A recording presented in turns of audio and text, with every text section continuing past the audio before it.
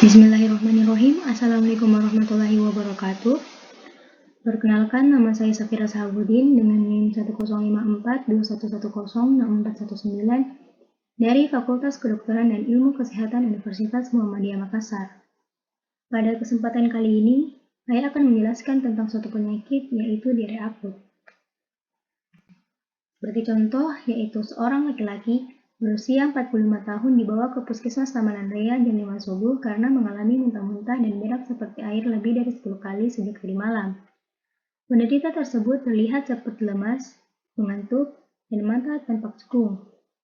Setelah dilakukan pemeriksaan, suhu tubuh penderita 36 derajat Celcius, tekanan darah penderita 100/70, dan kecepatan nadinya 120 kali per menit. Penderita tersebut diketahui berdomisili di daerah kering yang sulit air. Informasi lain yang didapatkan bahwa penderita tersebut tidak memiliki riwayat penyakit sebelumnya, dan setelah dilakukan pemeriksaan fisik, diketahui bahwa suhu tubuhnya 36 derajat Celcius, tekanan darahnya 100/70, dan denyut nadinya 120 kali per menit. Pada kesempatan kali ini, saya akan membahas tentang definisi dari diare akut, etiologi dari diare akut, atau mekanisme dari diare akut, dan gejala klinis dari diare akut. Definisi dari diare akut adalah buang air besar atau defekasi dengan tinja berbentuk cair atau setengah cair atau setengah padat, dengan kandungan air tinja lebih banyak dari biasanya yang lebih dari 200 gram atau 200 ml per 24 jam. Diare akut dapat didefinisikan dengan diare yang berlangsung kurang dari 15 hari. Dan gejala penyerta dapat berupa mual, muntah, nyeri pada abdomen, mules, demam, lemas, dan mata tampak cekung. Diare akut ini bisa disebabkan oleh adanya virus seperti rotavirus, adenovirus, Norwalk virus, virus, Cryptosporidium, ekovirus, dan virus HIV. Yang kedua, diare juga dapat disebabkan karena adanya bakteri seperti Shigella, E. coli patogen, Salmonella, Vibrio cholera, Yersinia enterocolitica, Campylobacter jejuni, Vipera haemolyticus, Staphylococcus aureus, dan Streptococcus dan Klebsiella. Yang ketiga, diare akut juga bisa disebabkan karena adanya parasit yang tergolong dalam protozoa seperti Entamoeba, Autolytica, Giardia lamblia, Cryptosporidium parvum, dan Balantidium coli. Dan yang keempat, diare juga dapat disebabkan karena adanya cacing seperti A. lumbricoides, Picuris triquira, Estercoralis, Testudiasis, dan adanya cacing tambang. Yang kelima, diare juga dapat disebabkan karena adanya fungus seperti Candida atau Moniliasis. Dan yang keenam, diare juga dapat disebabkan karena intoksikasi makanan, seperti makanan beracun atau makanan yang mengandung logam berat, dan makanan juga yang mengandung bakteri atau toksin seperti Clostridium perfringens, B. cereus, Staphylococcus aureus, Streptococcus anhymo. Dan alergi juga bisa menyebabkan diare seperti tidak kecocokan mengonsumsi susu sapi serta makanan-makanan tertentu. Dan yang terakhir adalah diare yang disebabkan karena malabsorpsi atau maldigesti. Contohnya yaitu penyakit inflamasi usus atau penyakit abnormal, reaksi obat antibiotik, dan obat-obatan tekanan darah. Atau mekanisme pada diare akut yang pertama yaitu osmolaritas interluminal yang tinggi atau sering disebut juga dengan diare osmotik. Diare osmotik adalah diare yang disebabkan karena meningkatnya jumlah tekanan osmotik intralumen yang disebabkan oleh obat-obat atau zat kimia yang hiperosmotik. Yang kedua, sekresi cairan dan elektrolit yang tinggi atau juga sering disebut dengan diare sekretorik. Diare sekretorik adalah diare yang disebabkan karena meningkatnya sekresi air dan elektrolit dari usus.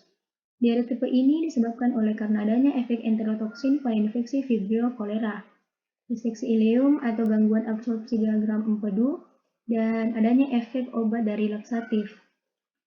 Yang ketiga adalah malabsorpsi asam empedu atau malabsorpsi lemak. Diare pada tipe ini disebabkan karena adanya gangguan pada pembentukan atau produksi misel empedu dan penyakit-penyakit yang ada pada saluran biliar dan hati. Yang keempat adalah motilitas dan waktu transit usus abnormal. Pada diare tipe ini disebabkan oleh karena hipermotilitas dan irregularitas motilitas usus sehingga menyebabkan absorpsi yang tidak normal di usus halus. Penyebab gangguan motilitas antara lain diabetes mellitus, pasca vagotomi, dan hipotiroid. Yang kelima adalah defek sistem pertukaran anion atau transport elektrolit aktif di enterosit. Pada diare tipe ini disebabkan karena adanya hambatan mekanisme transfer aktif Na+, K+, dan ATPase di enterosit dan absorpsi Na+ dan air yang tidak normal. Yang keenam adalah inflamasi dinding usus atau diare inflamatorik. Pada diare tipe ini disebabkan karena adanya kerusakan mukosa usus karena proses inflamasi, sehingga terjadi produksi mukus yang berlebihan dan eksudasi air dan elektrolit ke dalam lumen. Inflamasi mukosa usus halus dapat disebabkan karena infeksi atau non-infeksi. Dan yang ketujuh adalah infeksi dinding usus atau diare infeksi. Bakteri non-invasif menyebabkan diare karena toksin yang disekresikan oleh bakteri tersebut, atau sering juga disebut dengan diare toksigenik. Untuk memperkuat penyakit, dilakukan anamnesis, seperti menanyakan konsistensi tinja, seperti banyak sedikitnya tinja yang keluar, ada tidaknya darah atau lendir yang keluar pada feses, dan yang ketiga yaitu berapa lama penderita tersebut menderita diare. Dan yang kedua itu menanyakan riwayat pasien, seperti menanyakan obat-obat apa saja yang telah dikonsumsi selama diare, dan penyakit apa saja yang terjadi sebelum pasien mengalami diare. Dan yang ketiga itu adalah keluhan pasien, seperti menanyakan apa saja keluhan pasien selama menderita diare tersebut. Dan yang kedua adalah pemeriksaan fisik. Pemeriksaan fisik dapat berupa pemeriksaan suhu tubuh, pemeriksaan tekanan darah dan denyut nadi, dan pemeriksaan pada daerah abdomen. Dan yang ketiga adalah pemeriksaan penunjang.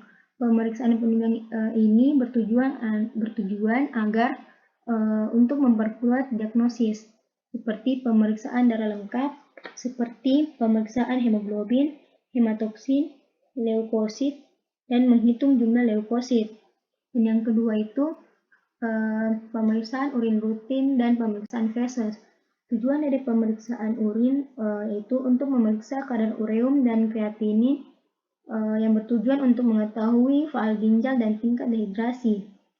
Dan tujuan dari pemeriksaan feses yaitu untuk melihat adanya leukosit pada feses, karena biasanya leukosit tidak ada pada tinja. Jika ada, dianggap sebagai inflamasi kolon baik infeksi maupun non-infeksi. Yang ketiga yaitu pemeriksaan radiologis. Tujuannya yaitu untuk mempertegas diagnosis. Mungkin itu saja yang bisa saya sampaikan. Kurang dan lebihnya mohon dimaafkan. Assalamualaikum warahmatullahi wabarakatuh.